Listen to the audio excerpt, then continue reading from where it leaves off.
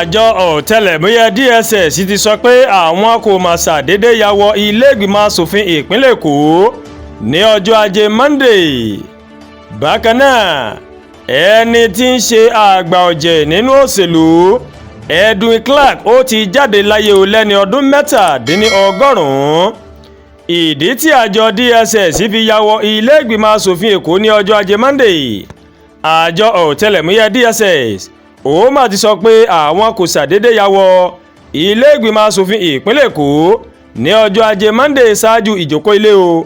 Àjọ náà ó sọ adelé akọ̀wé ilé ìgbìmọ̀ asòfin náà ọ̀nàrẹ́bù ATB Ọ̀tún ló fi ìwé pe àjọ náà láti pèsè ààbò fún ilé o. Láàárọ̀ ọjọ́ ajé Monday ọjọ́ 17 oṣù kejì òun ni fọ́nrán tó ṣàfihàn bí àwọn òṣìṣẹ́ àjọ DSS bọ́n ṣe yabo ilé ìgbìmọ̀ asòfin ìpínlẹ̀ Èkó tí wọ́n sì dúró wámúwámú ní ilé asòfin ìpínlẹ̀ Èkó tí ọ̀pọ̀ ọmọlé kò sì rọ́nà wọlé o, tó fi mọ́ olórí ilé tuntun ọ̀nàrẹ́bù Mojísọ́lá Lasbat Merenda.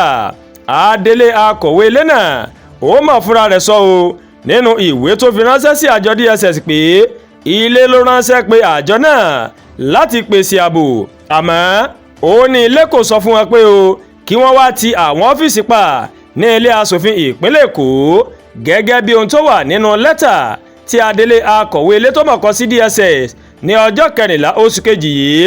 ọ̀nàrẹ́bù Ọ̀tún ó mọ̀ fi tó àjọ DSS àtàwọn iléeṣẹ́ elétò ààbò míì ní ìpínlẹ̀ Èkó láti pèsè ààbò tó péye fáwọn asòfin, torí àwọn máa ń wú gbọ́ pé àwọn ń gbèrò láti fi ipá dá olórí ilé tí wọ́n yọ nípò Mudashiru Obasa padà sípò ní ọjọ́ Ìṣẹ́gun ọjọ́ 18 oṣù kejì yìí.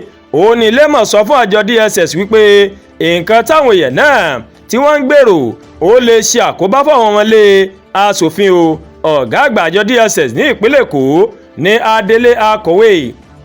Ọ̀gá àgbà àjọ DSS ní ìpínlẹ̀ Èkó ó ní adelé akọ̀wé ilé asòfin ó mọ̀ kọ ìwé náà sí o àtàwọn iléeṣẹ́ elétò ààbò míì ní ìpínlẹ̀ Èkó. ọ̀nàrẹ́bù ṣàlàyé nínú lẹ́tà wípé o à ń fẹ́ kí àjọ DSS kó pèsè ààbò tó péye nílé asòfin ìpínlẹ̀ Èkó láti ọjọ́ Àìkú ọjọ́ 16 o. A sì fẹ́ káwọn òṣìṣẹ́ àjọ DSS tó máa wá sí ilé ìgbìmọ̀ asòfin kí wọ́n má pọ̀ sí i, kí wọ́n sì máa wà níbẹ̀ lójoojúmọ́ báyìí. Lẹ́yìn ọ̀rẹ́yìn àwọn asòfin àti olórí ilé wọ́n padà jókòó níbi ìjókòó náà sì ni wọ́n ti kéde wípé gbẹ̀ngbẹ̀ng báyìí òun làwọn wà lẹ́yìn Merenda. Gbogbo apátá ìlàdàgbàdà kú o. Wọ́n ní bí ikú bá ń gbowó àbá fún lówó, wọ́n ní bí ikú bá sì ń gbàgbó àbáràgbò funfun àbárà fún ikú o. Ṣùgbọ́n ikú rèé kì í gbẹbọ bẹ́ẹ̀ ni kì í gbẹran. Wọ́n ní àgbà òṣèlú Edwin Clark ó ti jáde láyé lẹ́ni ọdún 87. Aṣíwájú àjọ àgbáríjọpọ̀ ẹgbẹ́ ọmọ bíbí ẹkùn Niger Delta PANDEP lórílẹ̀‐èdè wa Nàìjíríà, alàgbà Edwin Clark ó ti kílẹ̀ ayé yìí pódìgbà ó ṣe o. Ọ̀kan lára àwọn aṣojú ẹbí rẹ̀ ọ̀jọ̀gbọ́n CC Clark ó mà ló mà kéde ikú àgbà òṣèlú náà. Ọ̀jọ̀gbọ́n Clark ó kéde ikú olóyè Edwin Clark ní ọjọ́ Ìṣẹ́gun Tuesday.